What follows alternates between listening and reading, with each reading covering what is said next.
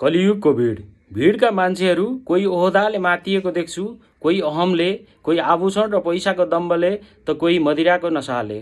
आखिर मातिनु त मातिनु नै त हो, कारण जेसुकै भए पनि।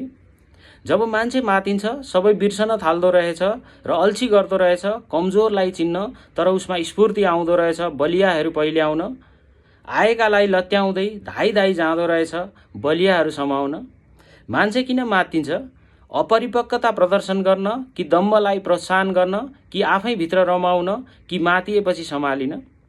मातिएको मान्छे उसले बुझ्दैन जति ऊ जोसँग मातियो र चढ्यो उसँग उति नै झर्यो, किन उसलाई थाहै छैन जुन कुरामा ऊ मातिएको छ त्यो कुराले नशा त लगाउँछ तर सम्हालिन सक्नुपर्ने।